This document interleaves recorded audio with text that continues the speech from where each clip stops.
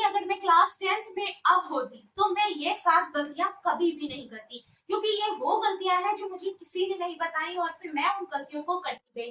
तो इसलिए ये गलतियां आप बिल्कुल भी भूल कर मत करना, क्योंकि ये वो गलतियां हैं जो सारे बच्चे करते हैं और जिसके चलते बोर्ड एग्जाम में बहुत सारी प्रॉब्लम्स क्रिएट होती हैं। हम अपना सिलेबस कंप्लीट नहीं कर पाते, हम अच्छे मार्क्स नहीं ला पाते, हम फुल डेडिकेट नहीं हो पाते, हम कंसिस्टेंसी नहीं बना पाते, हम अपना जो अट्रैक्शन होता है वो इधर उधर कर देते हैं, तो हम पूरी तरीके से बर्बाद हो जाते हैं। अगर आप ये गलतियां करते हो तो आप भी शायद मेरे जैसी उन गलतियों को दोहराओगे। इसलिए क्लास 10th में अभी आप चल रहे हो तो इन 7 गलतियों को बिल्कुल भी मत करना, जैसे कि ये मैंने आपको दे रखी है। तो चलिए बताती हूँ कौन सी 7 गलतियां हैं।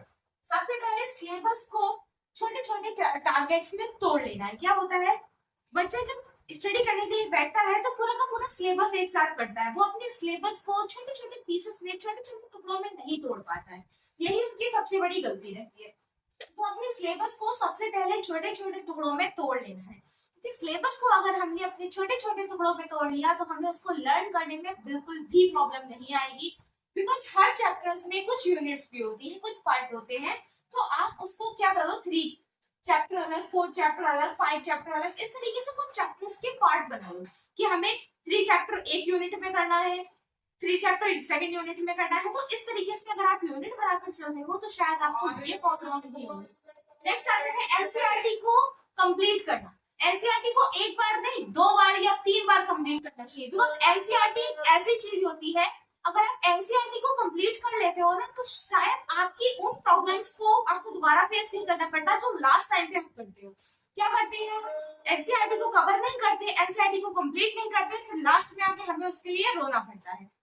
तो एनसीईआरटी को एकदम पूरे तरीके से जुलाई में कंप्लीट कर लो। एनसीईआरटी को जुलाई में कंप्लीट कर लो। जुलाई के बाद, क्योंकि आपके पास मई जून था, 3 महीने थे, जुलाई में आपकी एनसीईआरटी कंप्लीट हो सकती है।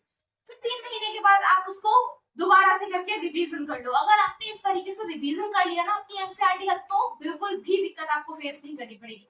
बिकॉज एनसीईआरटी को अगर हम डीपली समझे हुए होते हैं तो एनसीईआरटी क्या कराती है, हमारे चैप्टर्स को क्लियर कराने में बहुत हेल्प करती है।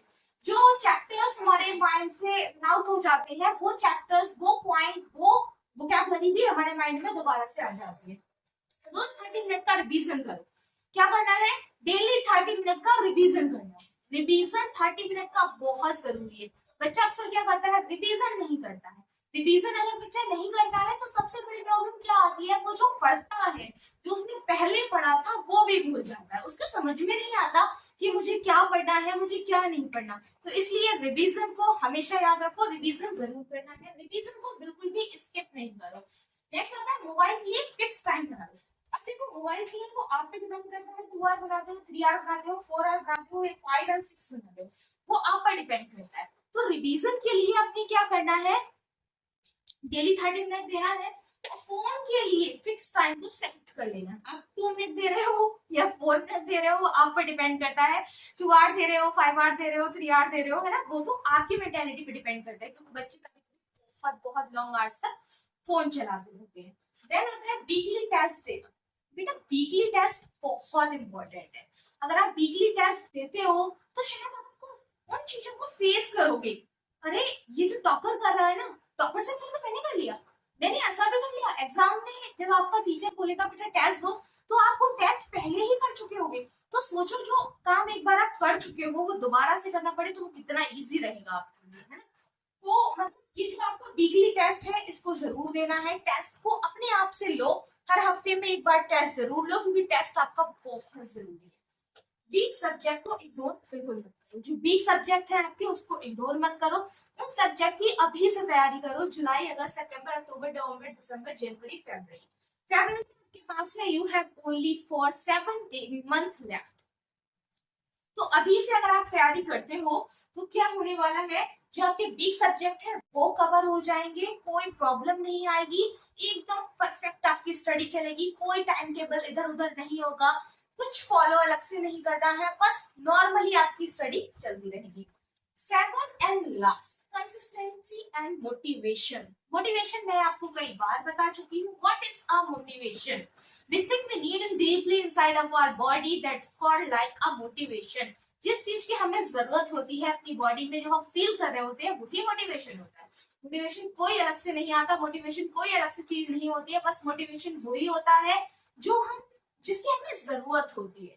अगर आपको स्टडी की आप फील करके देखो, फील लाइक दैट, आपके पेरेंट्स कह रहे हैं आपसे अच्छे नंबर लाने के लिए, आप फील करो कि वाकई मुझे अच्छे नंबर लाना है। अगर आपको अच्छे नंबर यहाँ से फील हो रहा है, अच्छे नंबर लाना है, तब आप अच्छे नंबर लाओगे।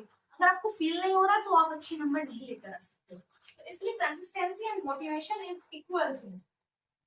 कंसिस्टेंसी मैटर करती है कि आपको उस चीज की नीड है या नहीं। नीड होगी तब मोटिवेशन आएगा, मोटिवेशन आएगा तो आप कंसिस्टेंसी करोगे, कंसिस्टेंसी करोगे तो आपके मार्क्स अच्छे आएंगे, मार्क्स अच्छे आएंगे तो आप टॉपर स्टूडेंट बन जाओगे। एंड टॉपर स्टूडेंट जब आप बनोगे तो आप खुद फील करोगे क्या क्या सुकून होता है टॉपर। अगर आप भी क्लास 10th के हो और आपको भी समझ में नहीं आता है कि क्या करना है क्या नहीं करना है, तो इसको फॉलो जरूर करो, ताकि मैं आपको जो daily daily daily daily new updates देती हूँ उससे आपकी हेल्प हो और क्लास 10th में कोई भी ऐसी प्रॉब्लम ना आए जो आप फेस करो। और अगर कोई भी प्रॉब्लम्स आ रही है तो आप उसको मुझसे शेयर कर सकते हो, ताकि मैं आपको अपने उन वर्ड्स में एक्सप्लेन कर सकूं, ताकि आपकी प्रॉब्लम्स को इजीली सॉल्व कर सकूं।